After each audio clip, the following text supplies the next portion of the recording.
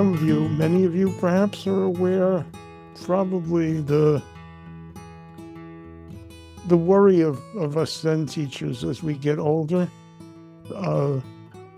is kind of the preservation, the future of the teaching going forward.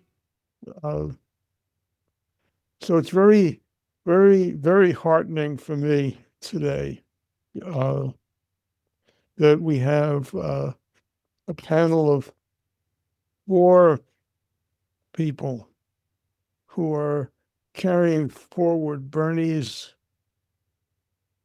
social action Dharma in varying ways. And it's interesting because I think they have different degrees of direct acquaintance with Bernie, ranging from a fair amount to maybe never met him at all. And that's the way it's going to need to be if the teaching is to continue, because in not too many more years, there will probably be no more living direct successors of Bernie's. And after a few more years after that, no one living will have met him in this lifetime. So this is the future, and I'm looking forward to hearing. We didn't work out an order for Daikin and Joshin and Undine and David to speak. Maybe in whatever order moves you, and maybe the first time you speak, share a little bit about yourself and a little bit about your current practice and a little bit about the way Bernie has influenced you, and then we'll open it up from there. Just before we do that, Chris, is there anything you would like to add for the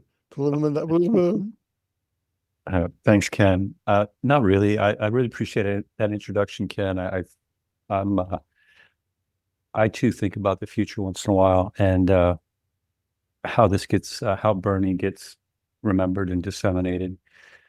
He was clearly prolific. There's so many different aspects and periods in his life. So I'm just eager to hear what people find compelling, meaningful. So I'll pass it back to you, Ken. Okay, panelists.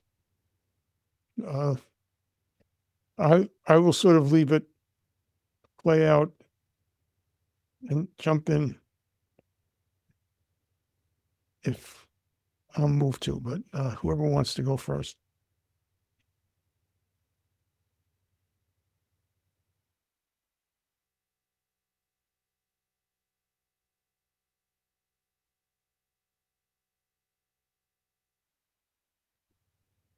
Well, I guess I'll dive in because I'm highly caffeinated and ready to jump out of my seat. Hi, everybody. I'm Joshin Burns. I think I've met some of you, but not all of you. I have a Zen center, a bricks and mortar Zen center up in Vermont and in the US, and an extended Sangha. How that goes these days, kind of all over. I learned about Bernie actually when I was the CEO of the Vermont Community Foundation, and I met Chuck Leaf through the Ben & Jerry's Foundation. And I had already been on kind of a spiritual process for myself, coming out of progressive social justice Catholicism, then through atheism.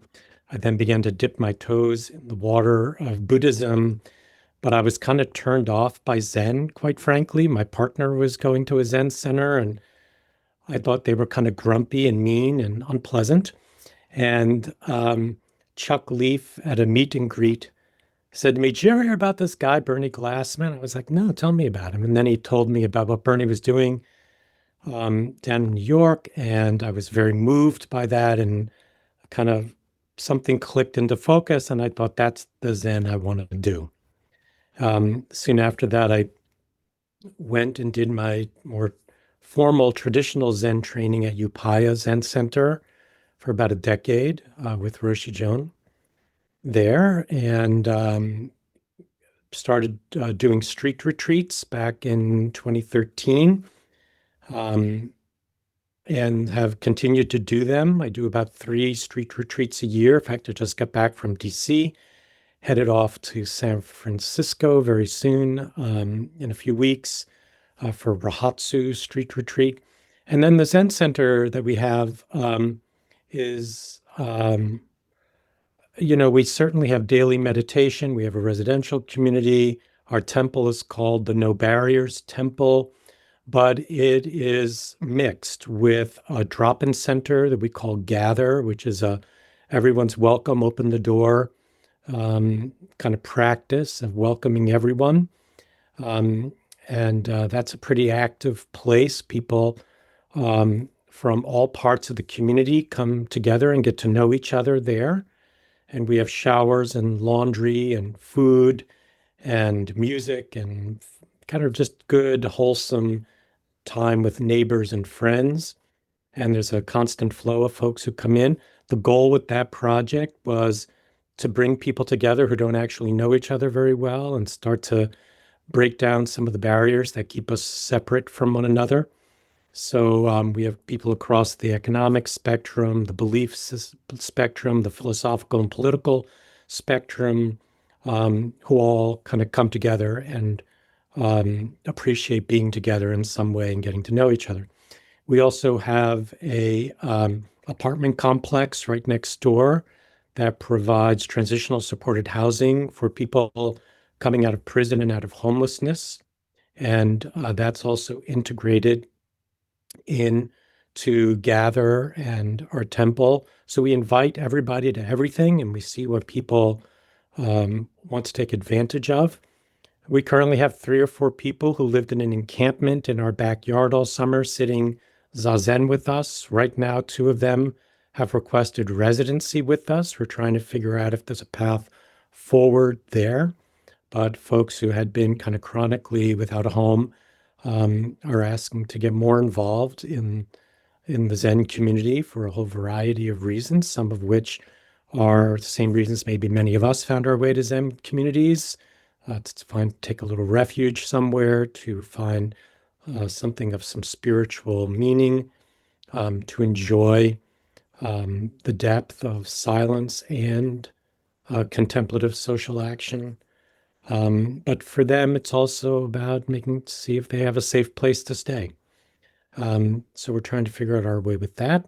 And I think for us, it's been an ongoing experiment. I knew Bernie from my days at Upaya and afterwards, and I had a very significant dream with him in it, where I was thinking about starting a project like the one I started. And in the dream, I was worrying about everything. I was worried about how to make the money work, how to get people in the door, what to call it. It was an anxiety dream.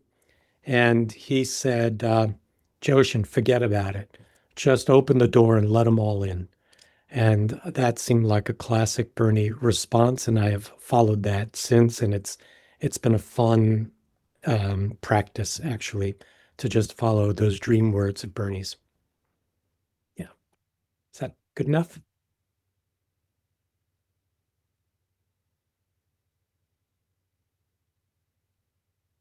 Let's see. Undine, you want to go next? Maybe we'll just pick on the next one. Yeah. Okay.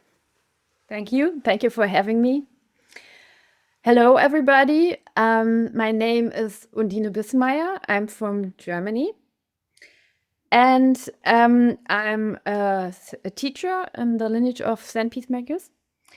And Bernie Glassman is my grandfather teacher. My teachers are Barbara Wegmüller, who's here, and Cornelius von Collande. Yeah?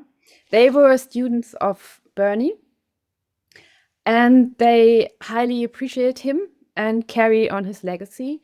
And they are role models for me, so I try to carry on Bernie's spirit. Yeah. I'm one of the persons, maybe the only one of you, who never spoke to Bernie, but I met him. I met him in Auschwitz, in the Auschwitz retreat. I was there first time 2014 and then 2015. And I heard so much about him. And he was some kind of god for me. Yeah, it was a Zen master, and I couldn't imagine how a Zen master is, but I was very, very impressed.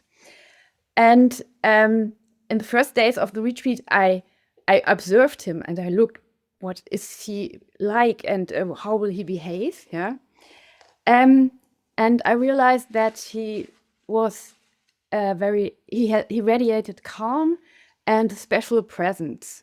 Yeah.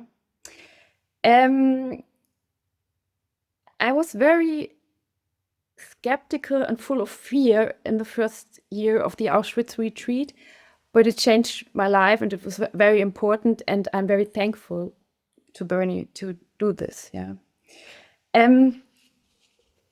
In the retreat, I realized that he was a normal person. He wasn't a god or a guru or something like this. He was a mensch.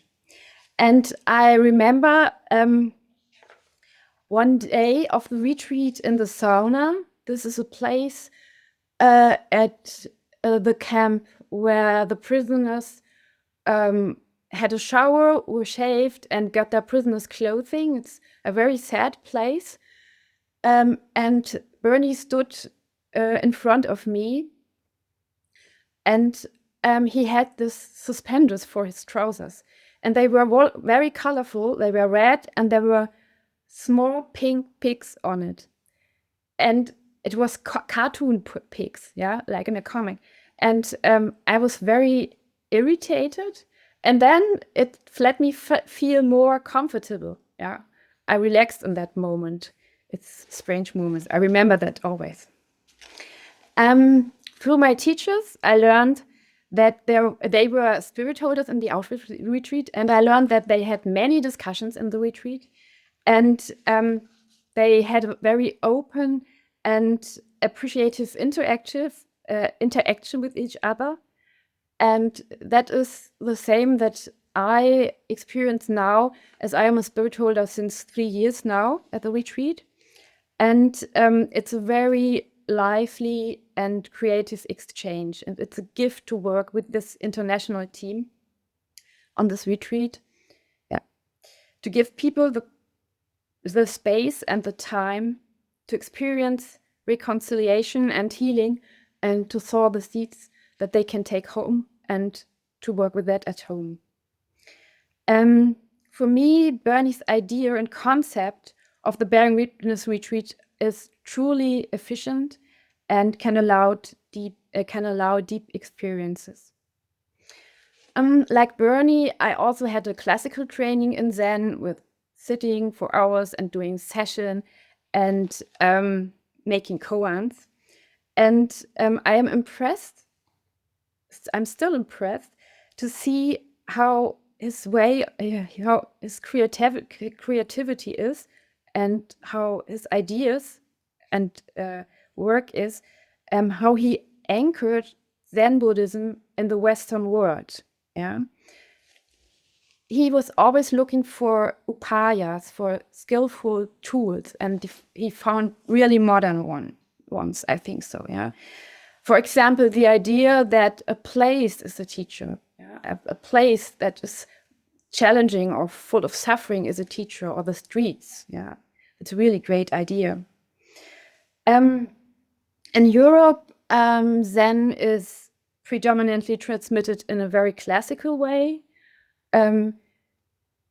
Still, yeah, we don't have so many Zen peacemakers, I think, than in the States.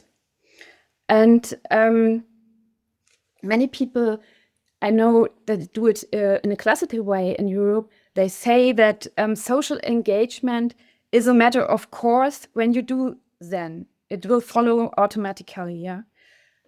Could be, but it's not always so. Like my teacher Barbara said to me one day, she knows people, they sit for 30 years and they are not even friendly.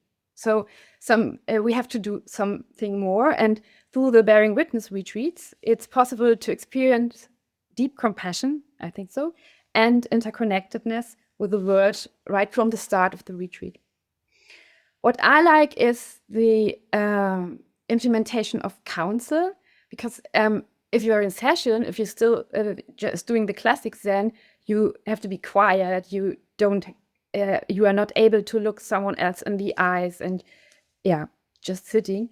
And in counsel, you speak and listen from the heart, and you will be more tolerant towards other opinions. And it's so important in our world today to listen to each other, to speak from the heart and to listen from the heart. So what was my way? I was so impressed from sitting on the place as a teacher, and I tried it in the beginning alone. I went into the zoo and sit in front of caged animals and just bear witness what this is like. It wasn't so bad as I thought. I thought it was very bad to watch to sit with the ice bear, but this wasn't so bad. And I had another bearing witness alone experience when I went into a shopping mall 1 week before Christmas and sat down there, and Saturday just bear witness what was it like. So it was a little bit crazy, but it was the beginning. As a German person, I was confronted with the Nazi past history, even as a child. And there's still something, I feel there's still something unprocessed. There was a lot of silence after the war, the last Second World War. My parents passed on the silence, and that challenges me and others in my generations to search.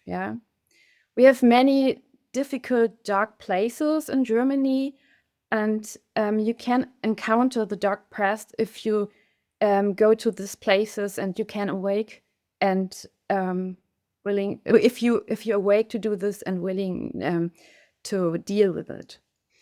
Bernie inspired me to search for these places in my homeland.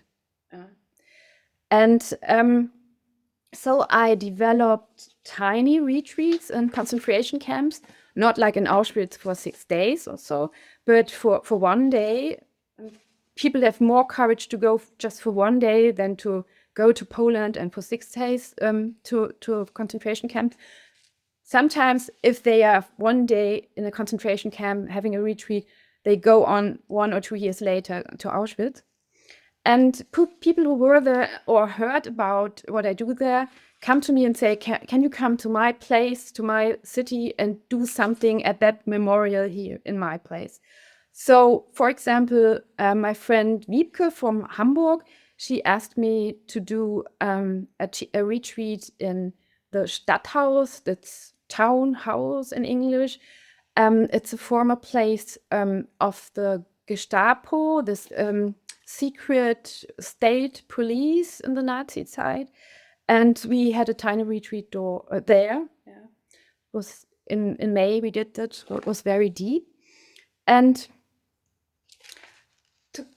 to Zen is always asking to what is now. And when we look what is now in our times, what's the political situation or the world situation, we can say that time jumps back, seems to jump back and repeat itself when we see the rise of the right wing and racist ideas. I think now's the time to become more political and to get involved, to make sure that our democracy survives. Democracy is becoming an issue for me in the last time, because the democracies disappear more and more in the world. Then that's why I developed my last retreat I had in the end of August. It's a democracy retreat in Weimar and Buchenwald. This is in Eastern Germany. Weimar is a place that stands for classical German culture. There was the first German democracy founded. It was called Weimar Republic, the place of culture. And just only 6 miles away, it's about 20 minutes with the bus, you have the concentration camp of Buchenwald. Maybe you heard of it. It's the biggest concentration camp on German soil. Yeah. And it stands for the big barbaric Nazi dictatorship. And I visited the places some years ago, several times, and I always felt a special tension between the places. And I combined both places, culture and non-culture. And this was a very deep retreat. Yeah, it made clear to us how important it is to ensure that democracy remains intact and that it has to be protected. You might all know the book Dharma, famous book from David Loy, and he had the idea or the wish that the environment is in danger. So he wrote the book to look what can Buddhists do to save environment. I think it's time to write a book about democracy Dharma, because democracy is in danger, and to look what can Buddhists do to save democracy. Democracy is so important because it is so important for peace. It's a basic for peace, and we are then peacemakers, so we have to protect the democracy. I think so. Okay, my vision now is, how can I combine politics and spirituality? Is it even possible? Because the time is pressing. My democracy retreat was a start. And a few days ago, I had a conversation with a Green Party politician. Green Party is a party in Germany. They especially care for environment, but also for peace. And we both just started to discuss, and it felt it was absolutely necessary to connect and to get stronger while working together. And in the end, I don't give you the answers, but I have many questions, and I'm in the state of not knowing. Questions like, can we connect politicians and peacemakers? In what form of retreat could we meet? Are there places of political activity where we can bear witness? How can we work together and strengthen our energies and support each other? And above all, how can we develop actions?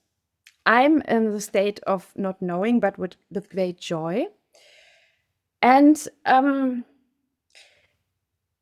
another person who's very important for me is a teacher of Bernie, and that is Moshe Cohen. Moshe was Bernie's clown teacher.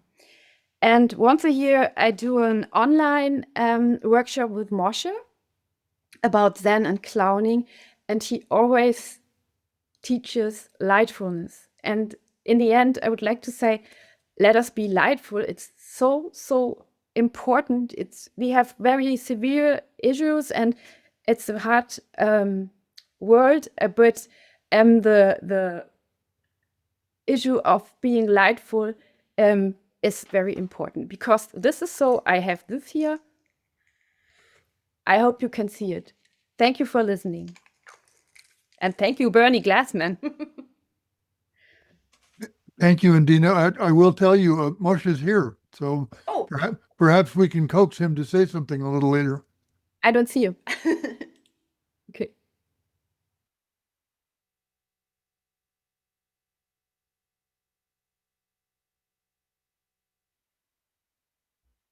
Daikin, you want to go? There's Moshe. Sure.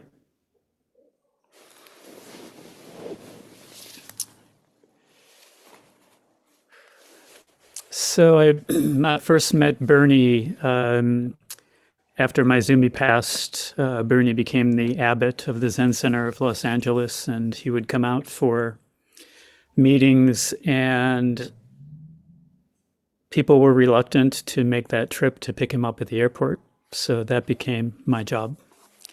And so that became the beginning of our relationship, that I would pick him up at the airport, we'd stop somewhere for coffee, and developed conversations. And I remember learning about the Greyston work that he was doing, and have a background as a social worker, and so I was very interested in the kind of dovetailing of the social action and the practice. And then at one point, he invited me out to Yonkers to work with he and Jishu near the beginning of the Zen Peacemaker work.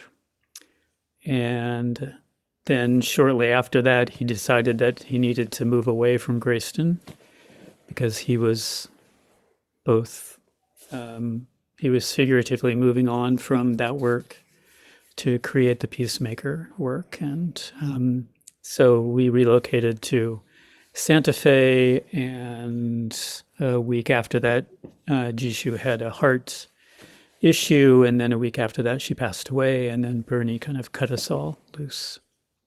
So I had a good 2 years of being Bernie's Jisha and Anja, taking care of this and that. And I was his student for a period of time, and then he asked me to work with Jishu, and I was her student for a period of time. And I was just struck by this impulse to do good in the world, and to have that be germinating from one's practice. So that was where I kind of first connected. And I moved around to several centers and studied with several different teachers, and eventually wound up in New York and reconnected with Roshi Paco Lugovina and became his student, and then received transmission from him. And as is the case in the White Plum, one's thrown out of the nest and told to go forth and do whatever it is you want to do, however you want to manifest your practice. And so I had this notion that I wanted to do something along the lines of the Grayston work. So I created what's called the Mandala Cafe. And at this point, we do three things. We have a culinary training program. So we do a job development program for folks. And there's a parlance in that world of people who have barriers to employment, something that makes it difficult for them to find and keep a job. So an interrupted work history or spotty work history, incarceration, mental health issues, substance use issues, any number of things that make it difficult for folks just to kind of walk in and get a job. And so we spend about 12 weeks with people and give them a broad introduction into working in the culinary world, in commercial kitchens. And then we also have kind of a soft skill component, life skills, and we actually teach people how to meditate as part of the practice of working in a kitchen, as well as in their life in general. I know somebody who was formerly incarcerated who is doing his own program with housing and supporting other folks returning from incarceration, and he's a Tai Chi master. So we have him come in and lead some movement classes. We do chair yoga type things for folks. And then we also work on kind of nutrition and self-care aspects as part of their development and training. And then there's a program here in New York where folks can spend a week and at the end take a test and receive a certification to kind of be a person in a kitchen who's overseeing sanitation and all of the kind of managerial aspects. And then we try to help people find jobs or placements or tryouts to give it all a try and see what happens. And the second thing we do is we have a small catering company, which is on-the-job training as well as some part-time employment for folks. And we've kind of found this niche working with other nonprofits and spiritual organizations, justice programs, things like that. So by word of mouth, we've kind of been able to create a pool of folks who make use of us from time to time. And the third thing we do is we do a weekly community meal. And we have that on Wednesday. We'll have one tomorrow. We've been having some issues with having enough volunteers to get the kitchen part of it done, but kind of we're able to get folks for tomorrow. So we'll be back doing that. And we feed anywhere between 200 to 250 people. Simple vegetarian meals that we put together and hand out to folks. And then that's also volunteer opportunities for people. We've had groups from schools and alumni groups, as well as there's a Buddhist group at Columbia that meets, and they've come and helped us out. And then just other folks who just have found us, or word of mouth. And the ultimate goal of the program is to have a community cafe somewhere, but this is New York City and real estate is prohibitive. So we've had to kind of put that on the back burner, so to speak. And then I also run the Palm Sula Zen Center, which is untraditionally traditional center. We meet in person, and we have a large online community. We started about a little over 10 years ago, and so we were primarily, exclusively in person, and then the pandemic happened, and then we gathered all of these folks from all over the country, and many of them have continued with us. And I have two affiliates, one in Youngstown, Ohio. A student of mine is a Unitarian minister there, and there's no other Dharma centers in Youngstown, so we thought we'd give that a try, and we just had our third anniversary at the beginning of the summer. And then another group up in White Plains, led by another student. And then I grew up in Iowa and started my practice there many years ago. And at the Iowa City Zen Center, which has been loosely affiliated with Kadagiri Roshi and the Minnesota Zen Meditation Center. And starting about 2.5 years ago, I became their guiding teacher. So it's kind of this welcome back Kotter thing where I go back to the place where I started my practice, and I'm guiding them, and I visit all of these affiliates and centers once a quarter and spend a long weekend or a week there and help guide the practice, as well as Zoom and those things. And it's great just to sit here with a group of 30-some people who are interested in this expression of one's practice through being of service, being a bodhisattva, and being out in the world and looking around and seeing what needs to be done and doing that. So it's very heartwarming to be both part of that, as well as to see that that's still very much alive through Bernie's example. Thank you all.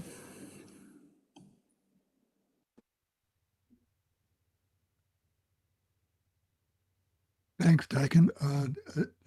David, would you like to go? Hi, everybody.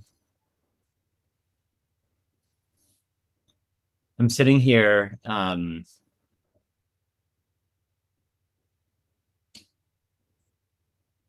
finding my way into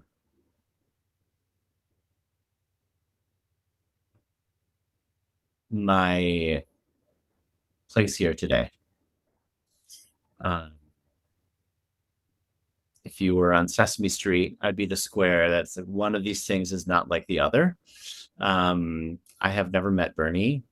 I am not a Zen teacher, not even formally a Zen practitioner. I do have a Buddhist practice, but it's primarily Western insight, and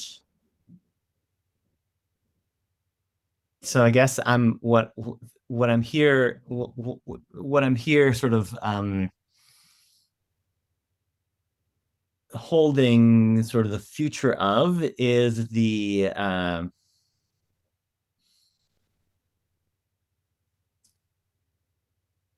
way that Bernie's Judaism perhaps was core to at least the way that I understand his teaching.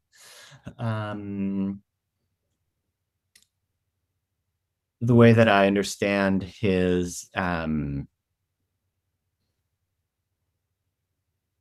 desire to reach beyond the boundaries of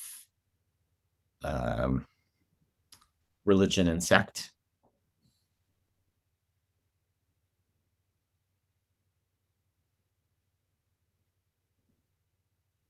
And the way that that's flowing through me primarily is through the three tenets. So I'll back up and say, my name is David Curiel. I am a rabbi ordained in the tradition of Rabbi Zalman Schachter Shalomi of blessed memory, who was a friend of Bernie's, friend in sort of mutual, I think, mutual sources of inspiration. They were. I served as the rabbi for the Auschwitz Bearing Witness Retreat for 2 years. Now a few years ago, hope to be sort of returning back to that retreat as soon as next year. And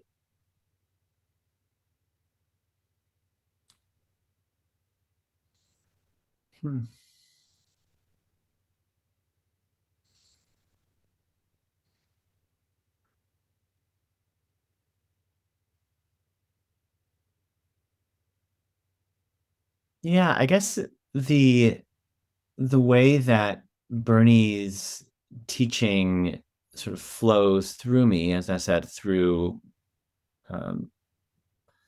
my experience at Auschwitz and more specifically the three tenets is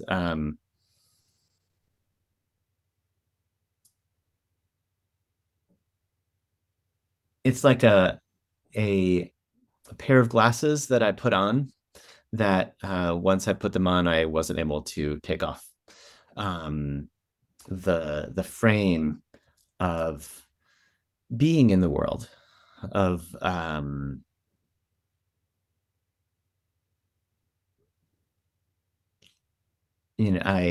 teach in a couple of different spiritual formation programs. One is a Jewish spiritual direction program, and the other is a wisdom school based on my teacher's transmission of a female lineage of Kabbalah and of Jewish mysticism. And the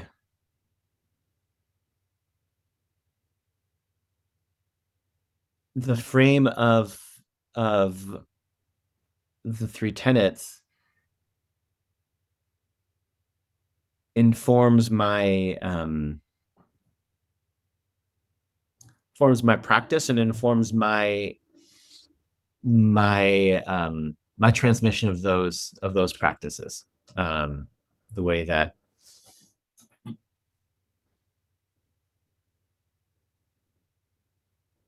can always come back to the not knowing and from there open into seeing what truly is.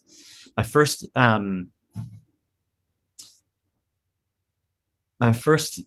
sort of introduction, I guess, to Bernie was learning, taking a class on one of the central prayers of Jewish practice, which is the Shema. And Shema means to listen.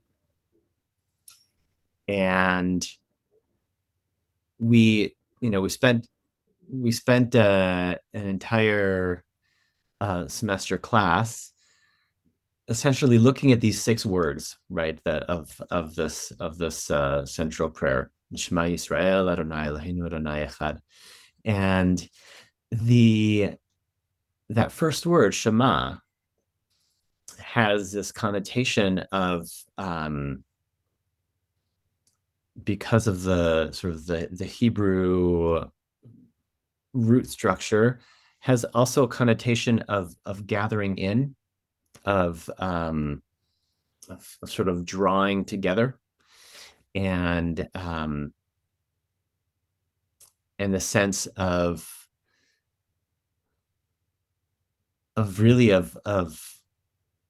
calling out, listen, sort of like bear witness. And that's a little side note, but it's a way that Bernie consciousness also sort of seeps directly into my Jewish prayer. The call to bear witness to what is, and then act from that place of not knowing and bearing witness as the primary move, the primary work in the world.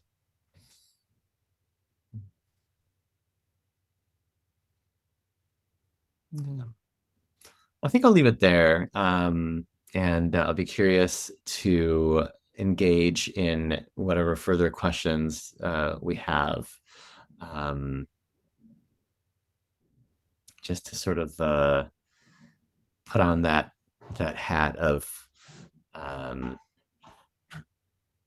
it's very much Undine, very much like the clown nose, right? I feel like, with your permission, I know you have a little bit more of the Zen clowning sort of background, and with Moshe here too, but that I'm perhaps the clown nose on the panel. So I'll leave it there.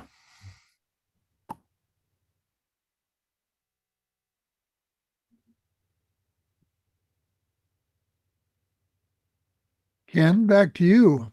However you'd like to go at this point.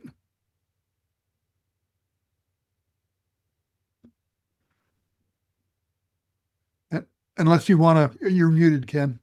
Unless you want to try to coax Moshe out of the.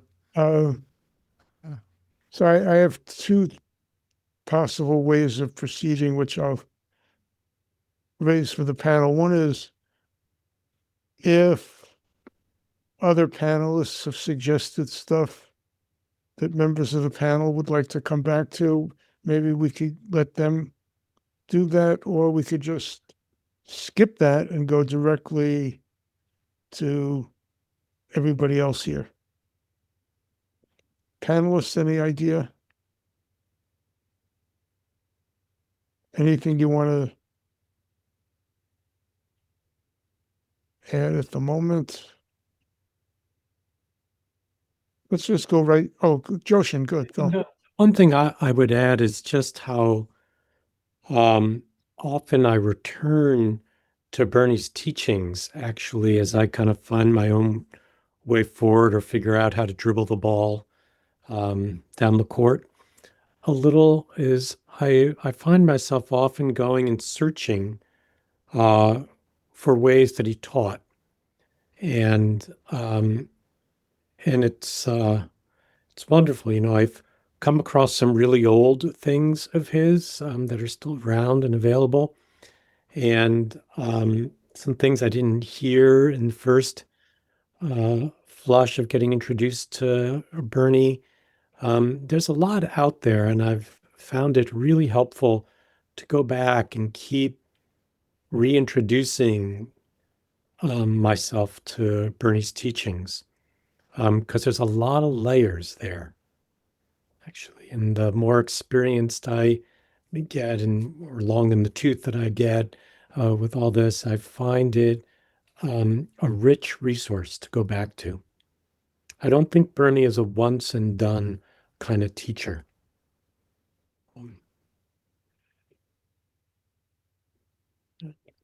Joshin, if I could ask you, when you say go back to those teachings, in what form are you going back to them? Books, recorded talks, both? Yep, all kinds. Like after Bernie died, Zen Mountain Monastery put out a 1992 interview they did with him, which is really marvelous, and I think it's still on their website. Where Bernie talks about how when he created the Gate of Sweet Nectar, he intentionally mistranscribed some of the mantras because the magic of them is so powerful we couldn't handle it if he did it correctly. And just wonderful insights into him, his humor, but also how he approached the teachings, the value. Thing I'm really appreciating now in that talk. And then he has a lot of recorded things from Upaya. His 2 or 3 visits there over the years are all recorded and available. And there are interviews done by him at different places. But one of the things I'm really appreciating now is how he comes back frequently to the importance of ritual and precepts over and over again, which in some ways I didn't understand how much he valued them, but I realized more and more how much he did, and how his Zen training and Zen form and ritual really influenced a lot of what he did later in life. Yeah, there's a lot out there. For anyone else's access and information, on the Zen Peacemakers website under the media library, there are hours and hours and hours of talks by Bernie available for you to explore. Thanks, Joshin. That might be actually where I listen to them, to be honest. Mhm.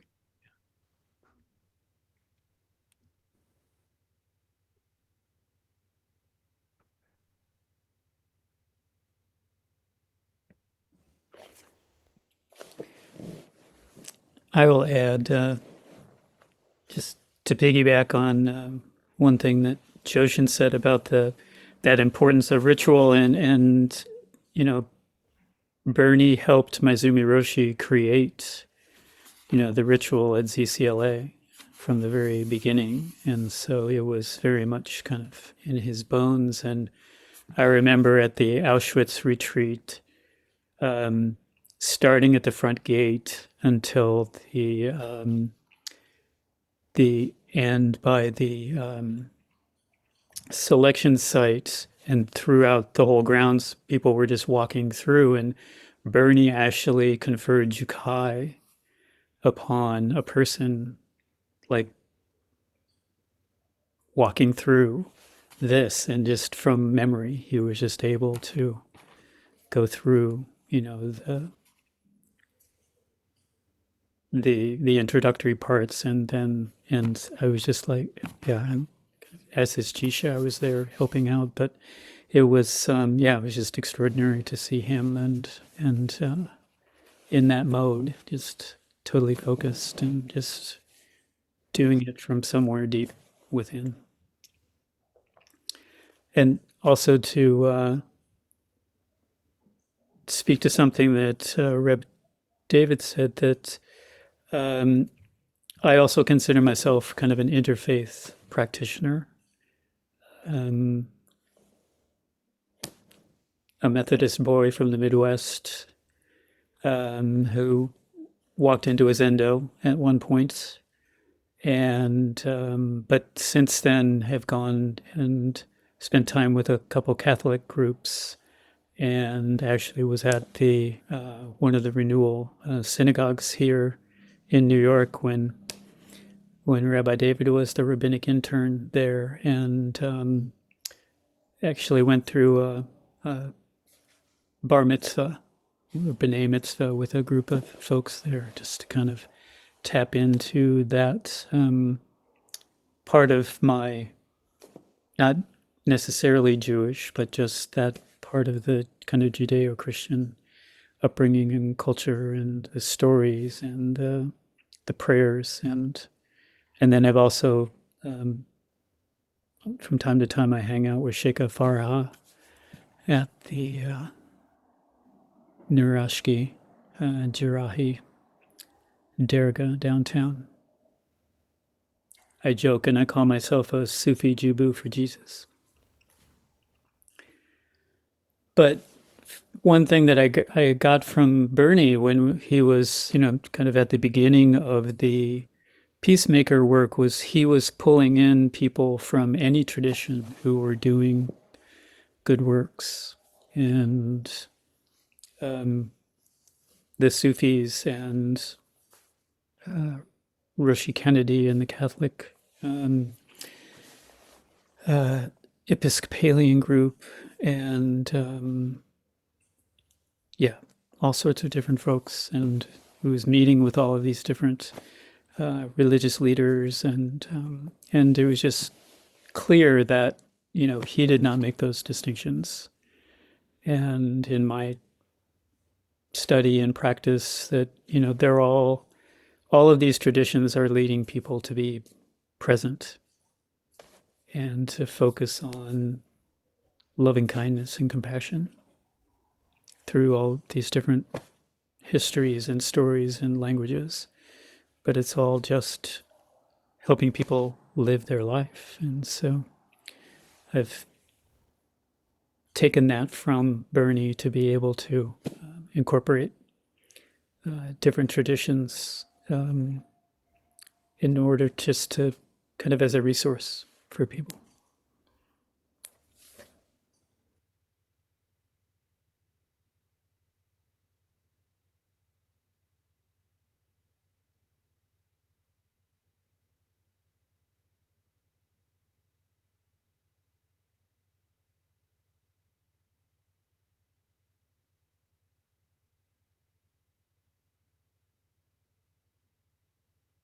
If I could jump back in it just occurred to me to toss out my worry in another form. So I'm looking at us on the screen, and it strikes me that we're not a young group.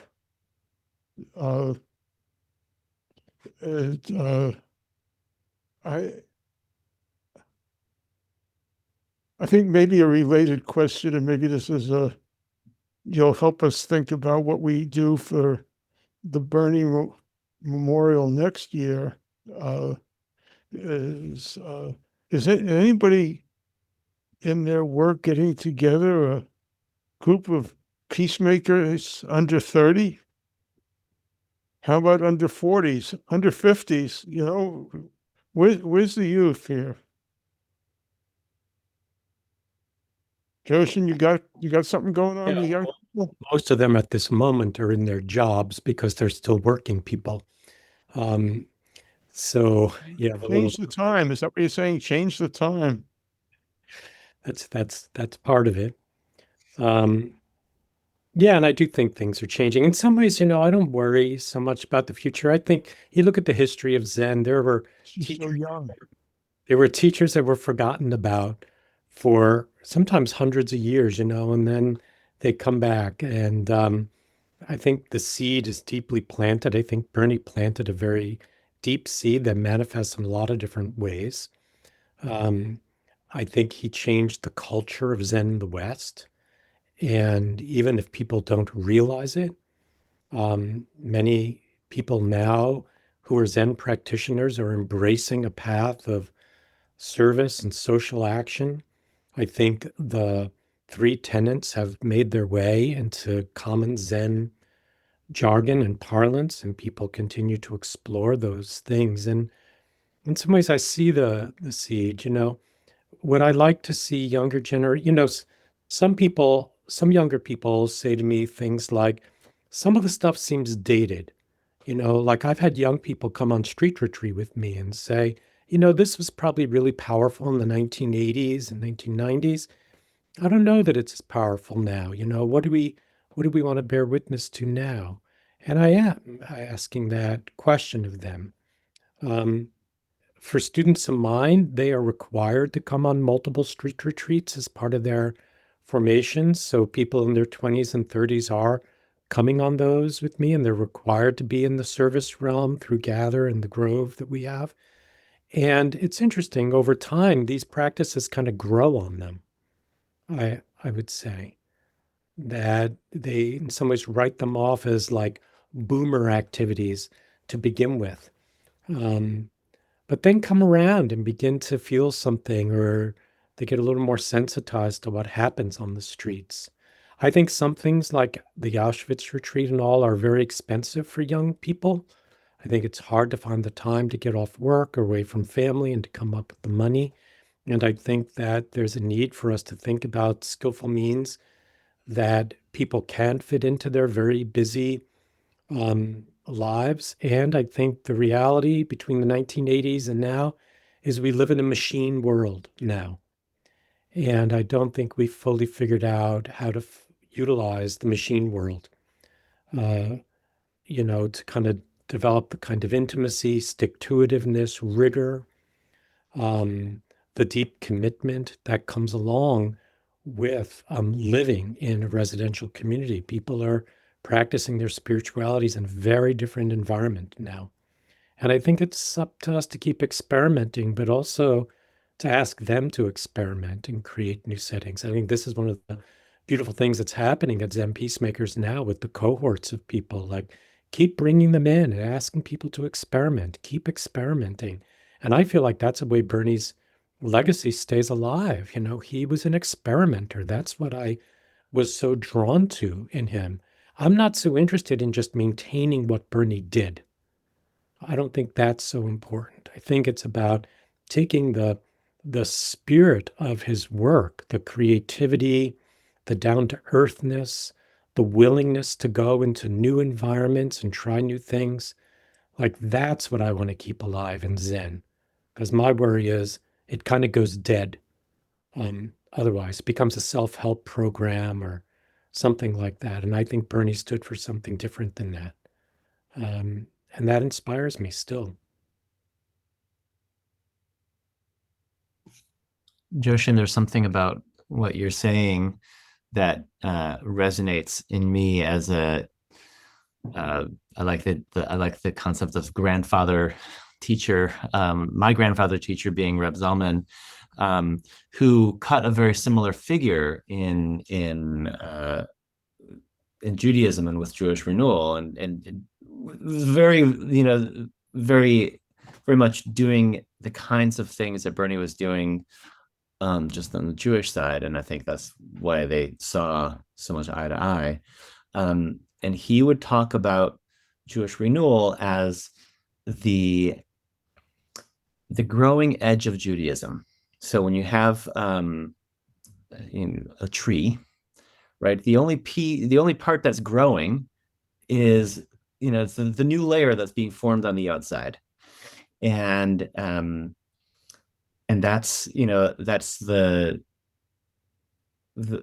part that sort of renews and et cetera. But you need everything else that's sort of all the stuff that's on the inside. And so there's also a similar dynamic happening with sort of after Reb Zalman's passing and Jewish renewal, of sort of folks wanting to, like, oh, we need to do the thing that Reb Zalman did. And I think what Reb Zalman would say is, no, you do the thing that you do. Like, I'm now that sort of that age ring that's, maybe two or three layers in, you have to do the thing that's on the outside. Yeah, so I think that's still resonates. Ken, Roland from the UK has his hand up. Roland? Yes, just speaking to the thoughts about how to engage and attract young people. For me, it's very resonant of my local Quaker group that I go along, because I see there are certain similarities. We try to sit in stillness, and supposedly we're open. And when I try to explain to them that I also attend a Zen peacemakers group, the response I get is, well, you can't be a Quaker then. You can only be a Quaker if you fully accept Jesus Christ and all the rest of it. And that is also an aging community. And that is also worried about its future, because a lot of people now in their 70s and 80s.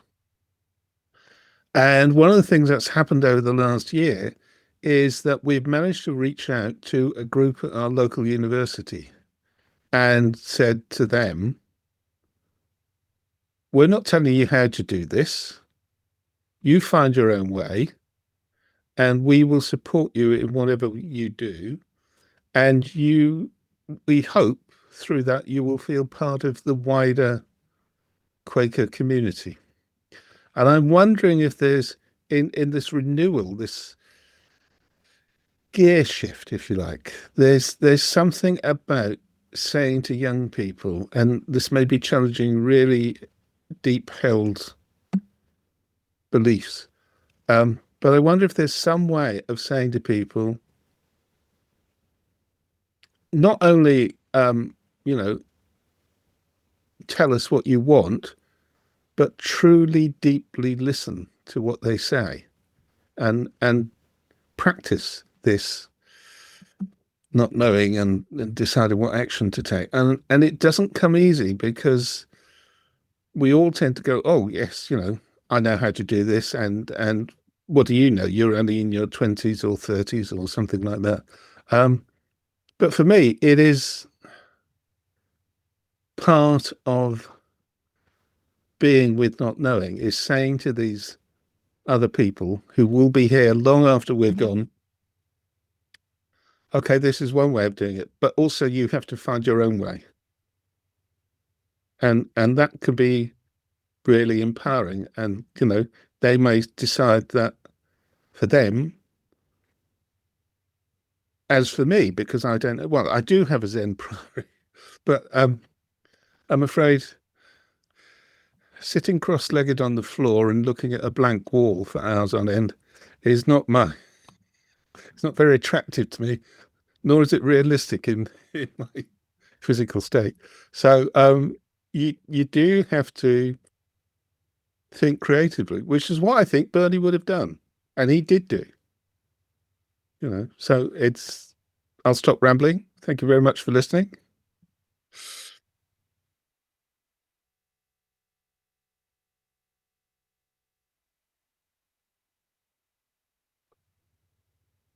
I think one of the things that if I worry about things, Ken's kind of idea of what he worries about, but in some ways what I worry about, I'd be curious how other people feel about this,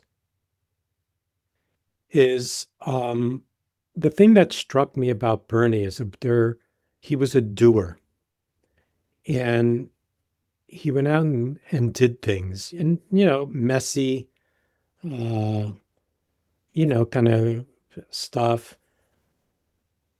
I get the feeling that we are, maybe other people want to push against this, but I get the feeling we like to talk more about doing than actual doing. And I wonder if that's a product of doing everything online and meeting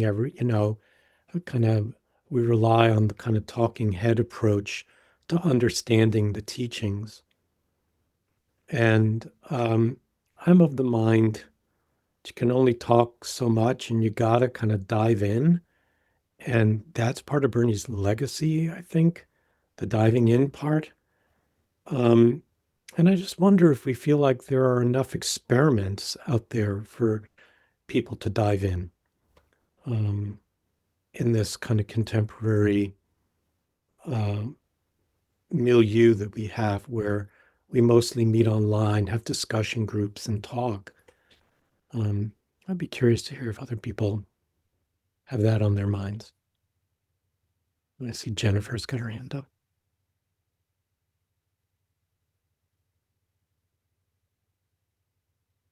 Well, I'm just going to throw in something completely different, and living my life as an activist, and always being so relieved when I finally found Roshi and Jishu, that there was the whole spiritual part of me could bloom, and it became whole in my activism. And some people could take this as controversial, but I mean, in New York City today, there's an enormous young people are moving. And today is the election. I'm not saying you have to believe in Zoran Mandani, but I went to a thing at the United Palace, which is 4 blocks from my house, where there were 3,200 young people, and the majority were young people of color.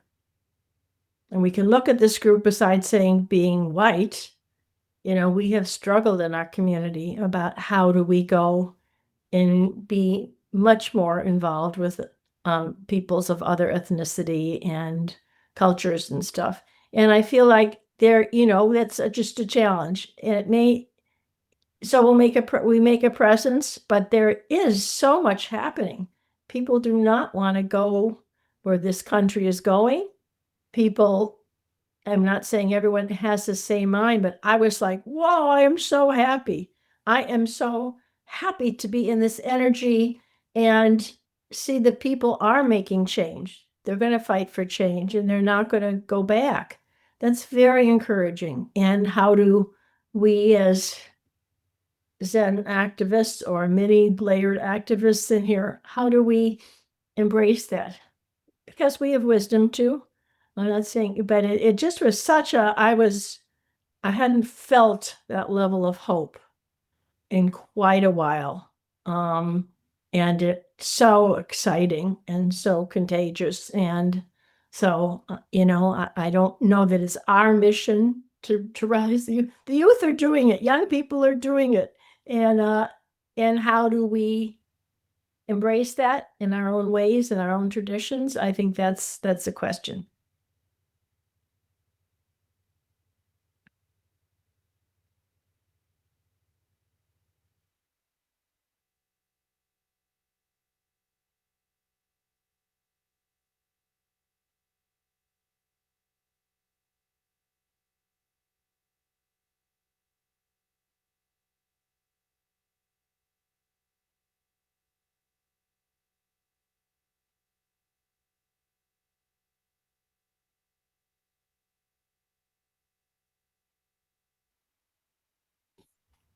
I guess my question back to Ken,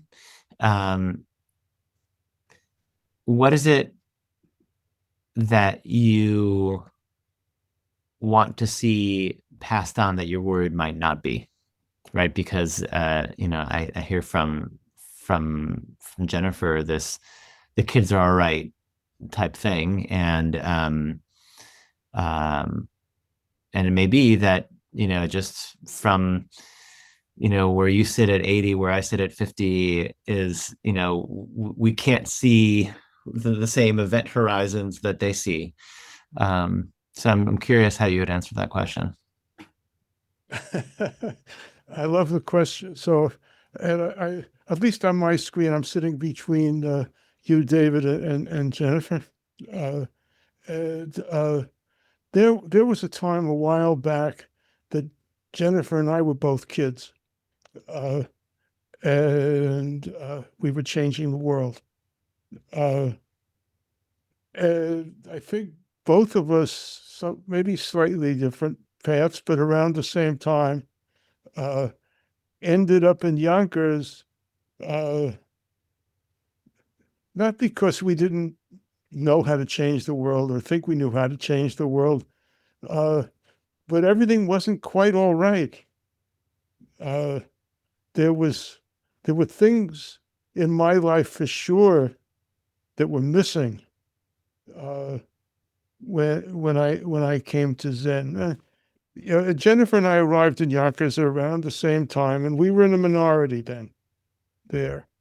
That most of the people there had started out as spiritual seekers someplace or other, and had come to Bernie, found their way to Bernie because they were looking for a way to get involved, get active, do something, do good for others. There were a few of us who found Bernie having discovered kind of a spiritual hole in our lives. And I think Bernie spoke to that in a way that not many people were doing. That was something important that he did. When the first time I met him, I heard him say that I think he used the word zazen as, to stand in for spiritual practice. But he said zazen and social action are both parts of a balanced life. And I'd never heard that before. Didn't hear it from previous Zen teachers, didn't hear it from political gurus who were, I felt, pulling me in opposite directions. And I didn't, and Bernie, that for me was like the core. When I heard Bernie say that, I was home. Mm-hmm. But I will also say, yes, the question is not how do we get young people to come to peacemaker gatherings on Zoom, because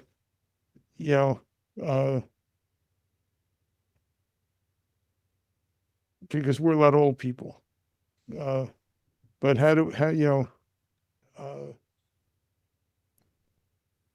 and maybe it's not me anymore. Maybe I'm feeling a little old for that.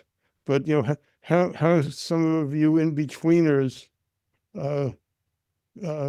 help to bridge the gap, I think, by meeting people where they are, not by asking them to come to us. And I appreciate Jennifer reminding me of that. I miss her.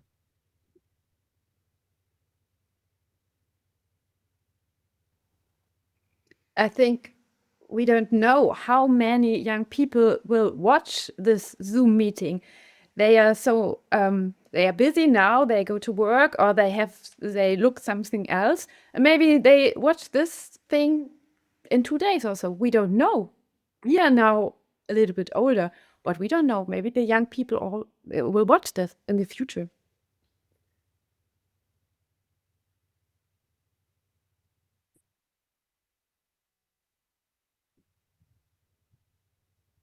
Yeah, I think as teachers and as Zen peacemakers, we really should just listen and be there if they need us and support the young people.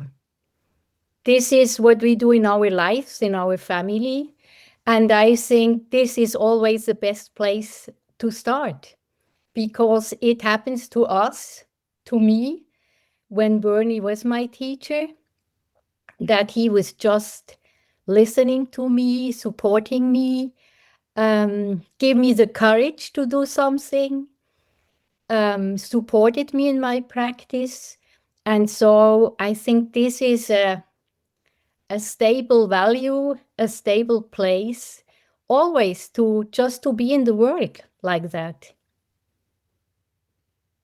It's all about just really, yeah, be there, be awake and be there and answer to the needs.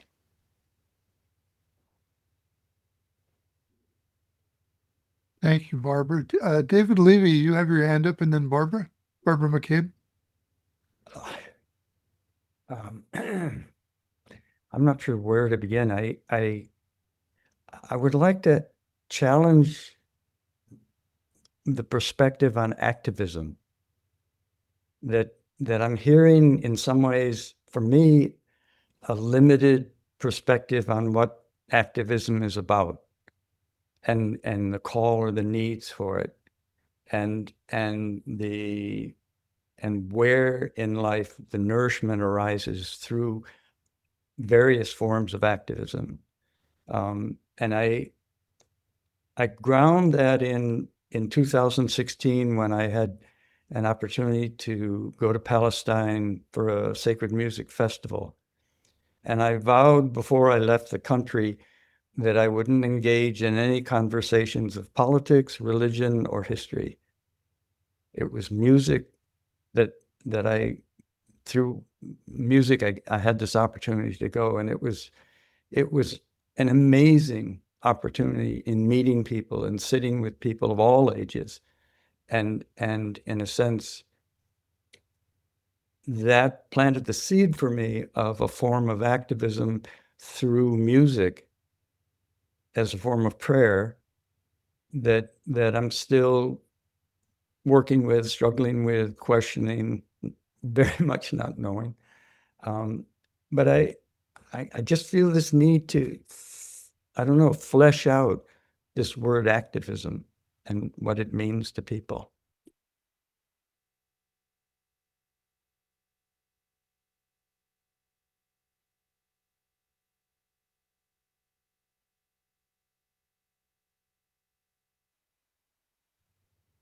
Barbara McCabe. First of all, I'm really sorry to answer your question, but I think Joshin and Daikin are examples of what is activism. And as far as David is concerned, I think you should remember that everyone here wants to walk humbly with your neighbor. Doesn't matter what path we're on.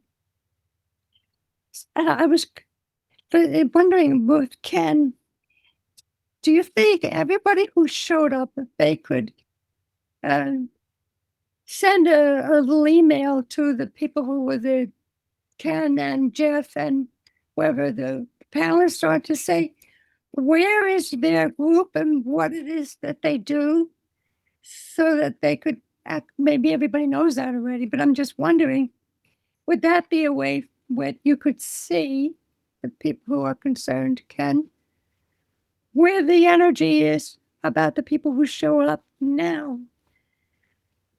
So anyway, the last thing, I went to an Eckhart Tolle retreat, and Eckhart Tolle is definitely a place where there's the question of meditation as being presence is hitting a vast number of people. Thank you.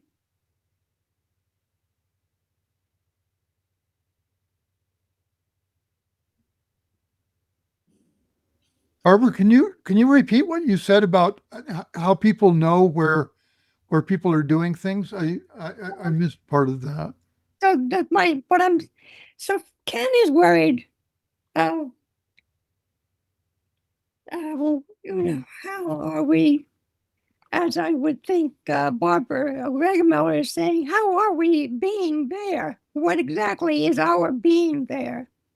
Of all the people who've shown up now, so that the people who are very involved with Jeff and Ken's Zen Peacemakers, how does that sort of branch off with what is Zen Peacemakers? That's what I meant by that. I see. Okay. Yeah. But Undine and Joshin and Daikin, they're clearly telling you what activism is. Well, I don't know about clearly at all. I've had many different iterations of activism in my own life, and for a lot of the time, it was trying to point out to everybody else who the enemy was here. But I think that's shifted for me. And now I think if if somebody wants to call what we're doing activism, I would say it's an activism of bringing people together, um, and trying to find some ways, just some common ground where we reach into the borderlands a little bit and say hello and humanize each other a little bit, because that seems to be a great source of suffering in our society today. So, I don't know if that's activism.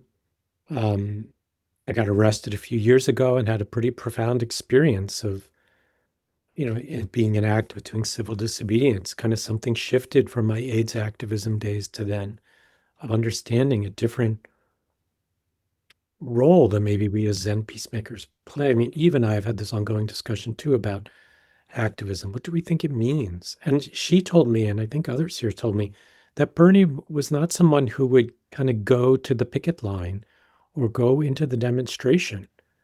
I think if I'm interpreting that correctly, he saw that as places of divisiveness where we were forced to take sides. I mean, is that our role as peacemakers? And I just think that's a very alive question for us today. Because what we're seeing it does seem very dangerous and frightening. And what healing action arises out of bearing witness to this for us? I think that's certainly a question I sit with a lot. And the way I'm answering it now is bringing people together rather than dividing, I'm trying to avoid being a divisive voice. Well, your temple's called No Barriers, and your action is to Shiva.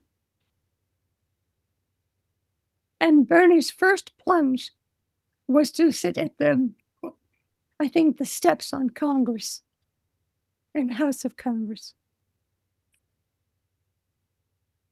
Jennifer, I see you have your hand again. We have just a couple more minutes, but if it's brief.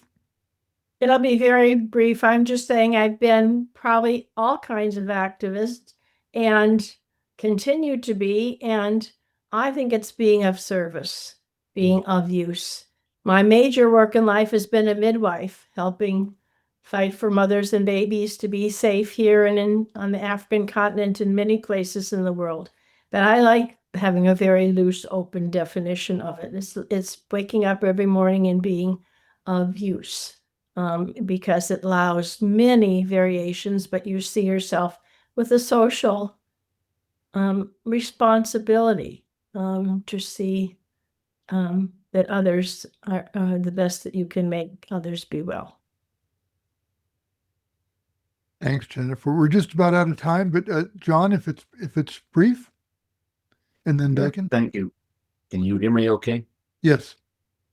Yeah, I'm a grandfather of two, and we have worked a bit with the youth and environmental things. We're at a point with our warming climate that the world's going to be really different worldwide in the next 20, 30, 40 years, and I think our youth know that. So how do we engage with them through peacemaking to help guide them, or at least understand their worries as it relates to what the world's going to be like in the next 20, 30, 40 years. It's going to be drastically different than where we are right now. Yeah, you're right. Thanks, John. Daikin?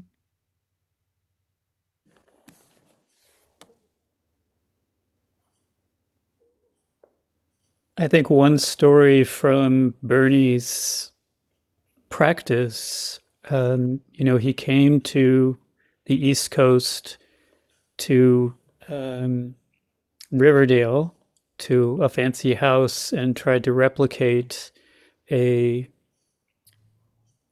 Zen community. And then in traveling around, saw what was going on in Yonkers, less than 10 miles away. And he shifted. He saw that there was more of a need to do something with these folks who were unhoused and had substance use issues than for him to recreate a Zen community. And so I think, David, Levy, to speak to you, it's like just looking around and seeing what needs to happen. And so traveling and playing music with people from all over and not getting into the political stuff, that's activism. And, just being a midwife, working with people and just creating situations where they can help themselves. And I think that's kind of a broad definition of activism that I had gotten from Bernie. Thanks, Daikin.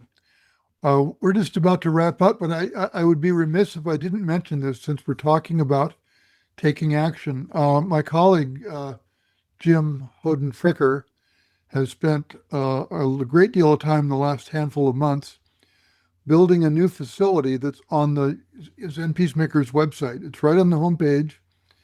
It's a map. It's a globe of the world. And it is a way that you can identify, where you are and then what you're interested in. I'm interested in working with imprisoned people. I'm interested in working with the homeless. I'm interested in working on racism or something. And then finding other organizations that are nearby you that you can connect with. And all the details about how to connect are listed there. We currently have 2,000 or more organizations that we've qualified, and we're working our way towards perhaps 4 or 5 times that many.